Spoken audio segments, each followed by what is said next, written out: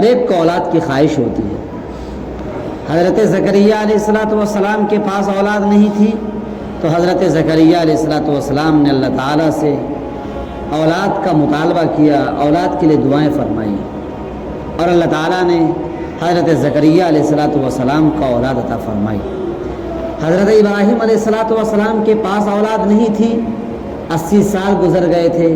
ابراہیم علیہ السلام نے اللہ تعالیٰ سے پیہم مسلسل دن رات دعا کی، اور اللہ تعالیٰ نے حضرت اسماعیل کی شکل میں اولاد عطا فرمائی۔ تو اولاد ایک بہت بڑی نعمت ہے جس کا تصور ہم اور آپ تو نہیں کر سکتے، کیونکہ اللہ تعالیٰ نے ہمیں بغیر مطالبے کے، بغیر مانگے اولاد عطا فرمائی۔ ان لوگوں سے پوچھیں، خاص طور سے ان خواتین سے پوچھیں جن کے 5 سال 6 سال 8 سال 10 سال گزر جاتے ہیں، ان کے پاس اولاد نہیں ہوتی۔ کتنے تانے سماج کے، سوسائٹی کے، معاشرے کے، اپنوں کے، غیروں کے سننے پڑتے ہیں، کتنی کڑھن اور تڑپ کے ساتھ وہ دن رات گزارتی ہیں۔ ان خواتین کے دلوں سے پوچھیں۔ اور اگر کسی کے پاس اولاد ہے، اگر کسی کے پاس اولاد اگر اولاد نابینا ہے، دیکھنے سے وہ قاصر ہیں، دیکھ نہیں سکتی، وہ بچہ چل نہیں سکتا، اس بچے کے پاس ہاتھ نہیں، اولاد ہوتے ہوئے بھی وہ انسان پریشان رہتا ہے۔ شکر منائیں آپ اور ہم جن کو اللہ تعالیٰ نے ایسی اولاد عطا فرمائی، جن کے پاس 2 آنکھیں ہیں صحیح سالم ہیں، جن کے پاس 2 ہاتھیں ہیں درست ہیں، جن کے پاس 2 پیر ہیں چلنے کے لائق ہیں، جن کے پاس بولتی ہوئی زبان ہے، جو مکمل طور پر چنگا ہے، اللہ تعالیٰ کی خدمت کے لیے اپنے آپ کو وقف کر سکتی ہے، جو اولاد اللہ نے ہمیں عطا فرمائی۔ اس سلسلے میں ہمیں اللہ تعالیٰ کے دربار میں اگر دن رات شکریہ ادا کرنا پڑے تو بھی اللہ تعالیٰ کا ہم شکریہ ادا نہیں کر سکتے۔ اب جب اللہ تعالیٰ نے ہمیں اولاد عطا فرمائی ہے، اولاد کی کیا ذمہ داری والدین پر آتی ہے؟ اللہ کے نبی محمد عربی صلی اللہ علیہ وسلم نے ارشاد فرمایا، جب آپ کے گھر میں بچے کی پیدائش ہو تو پہلا حق یہ بنتا ہے کہ آپ اپنے بچے کے کان میں اذان دو، اور پھر 7 دن گزر جانے کے بعد بچے کا عقیقہ کرو اور بچے کا پیارا سا نام رکھو۔ بچہ 7 سال کا ہو جاوے اس کو نماز کی تلقین کرو، 10 سال کا ہو جاوے اس کو نماز چھوڑنے پر تنبیہ کرو، زجر کرو، توبیخ کرو، ڈانٹو، اور جب وہ اولاد پڑھنے کے لائق ہو جائے ان کو مکتب میں داخلہ کرواؤ، اور جب وہی اولاد بڑی ہو جاتی ہے تو ان کو شادی کرواؤ۔ یہ وہ تمام حقوق ہیں جو والدین پر پروردگار نے اولاد کے تعلق سے ڈالے ہیں۔ ان حقوق اور ان ذمہ داریوں کی ادائیگی ہر ماں باپ پر ضروری ہے۔ ہمارے پاس اولاد ہے، ہم نے نام اچھا سا رکھا، ہم نے عقیقہ ضرور کیا، لیکن تعلیم کی ہم نے بہت زیادہ فکر نہیں کی۔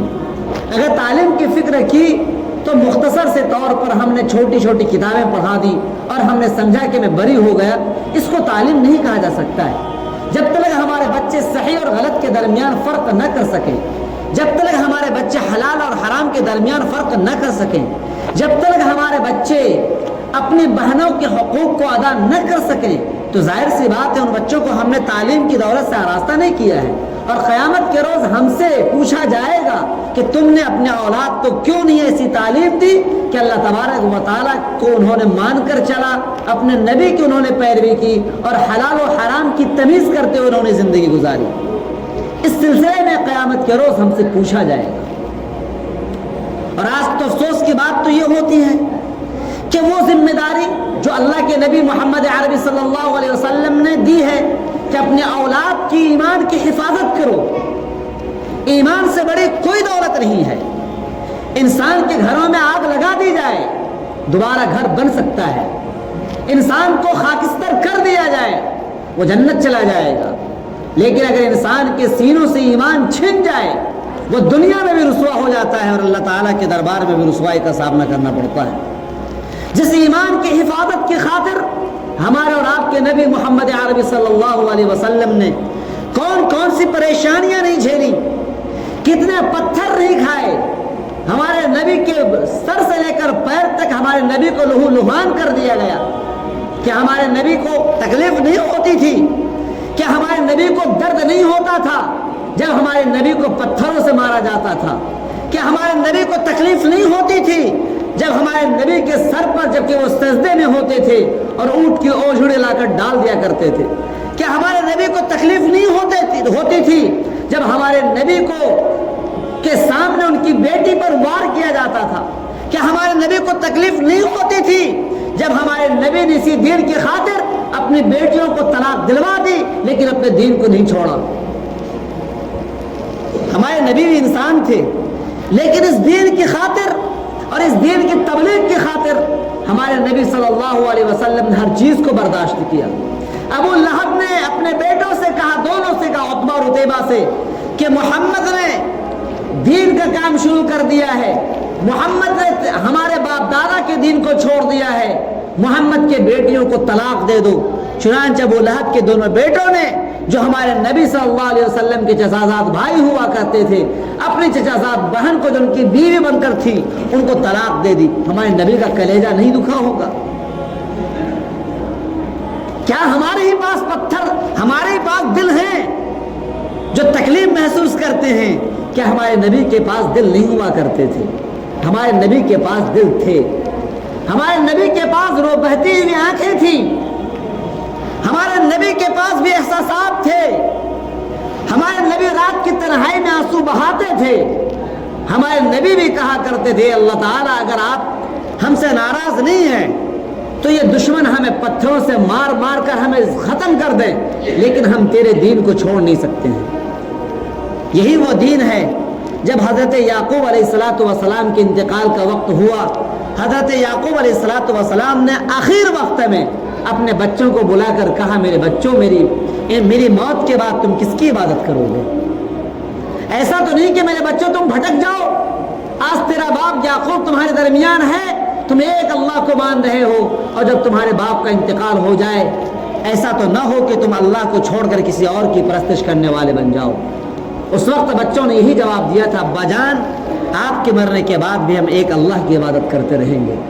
پتہ یہ چلتا ہے کہ انسان اپنی موت، اپنی زندگی سے لے کر موت تک ایک ایمان، ایک اللہ اور ایک نبی کی صلی اللہ علیہ وسلم کی فکر کو لے کر دنیا سے جائے اور اسی فکر سے اپنے بچوں کے دلوں کو معمور کرتے ہوئے تو دنیا سے جائے۔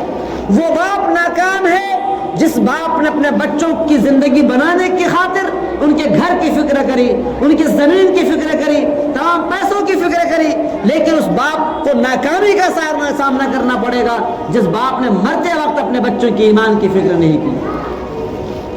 ایمان کی فکر کرنے کی ذمہ داری ہر باپ کی ہے اور ہر ماں کی ہے۔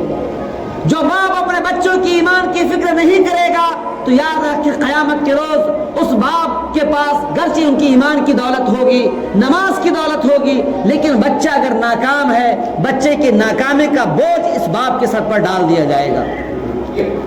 اب سوال یہ پیدا ہوتا ہے ہمارا ایمان کیسے تیار ہو؟ سوال یہ پیدا ہوتا ہے کیا اس ایمان کی خاطر تھوڑی دیر کے لیے بھی ہم پیچھے ہٹ سکتے ہیں؟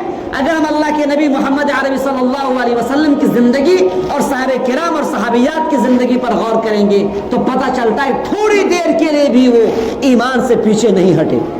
ذرا دیکھیے حضرت سمیہ علیہ السلام رضی اللہ تعالیٰ عنہ کو، ان سے کہا جا رہا ہے تم اپنے رب کا انکار کر دو، اپنے نبی کو چھوڑ دو، ہم تجھ کو آزاد کر دیں گے۔ ابو جہل نے ہاتھ پر میں برچھی لیے ہوئے ہے اور یہ سوال کر رہا ہے حضرت سمیہ رضی اللہ تعالیٰ عنہ پر۔ قربان جائے حضرت سمیہ مہمان بن کر کے آئی تھی یمن سے مکہ، مہمان بن کر کے آئی تھی، لیکن سمیہ رضی اللہ تعالیٰ عنہ کو، ان کے شوہر حضرت یاسر کو، ان کے لڑکے حضرت عمار کو، تینوں کو قید کر دیا گیا ہے۔ کیوں قید کیا گیا؟ اسی ایمان کی بنیاد پر قید کر دیا گیا اور سمیہ سے کہا گیا ایمان کو چھوڑ دو۔ سمیہ نے کہا میں اپنے رب پر، اپنے نبی پر ایمان لا چکی ہوں، تم میری بوٹی بوٹی کر دو لیکن اپنے دین کو میں چھوڑ نہیں سکتی۔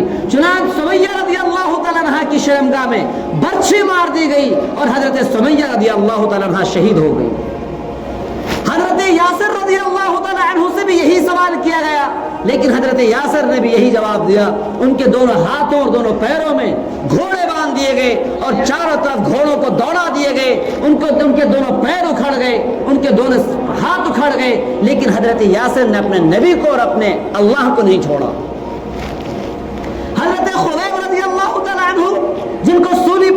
سمجھایا جا رہا ہے، ان سے بس اتنا کہا جا رہا خبیب تم بس اقرار کر لو کہ تمہاری جگہ پر تمہارے محمد کو لا کر کھڑے کر دوں، ہم تجھ کو آزاد کر دیں گے۔ حضرت خبیب رضی اللہ تعالیٰ عنہ نے کہا ہماری جگہ پر ہمارے نبی کو لا کر کھڑے کر دو اور میں یہ اقرار کر لوں، یہ دور کی بات ہے اگر ہمارے نبی کے پیر کے نیچے کانٹا بھی آ جائے گا ہم برداشت نہیں کر سکتے ہیں۔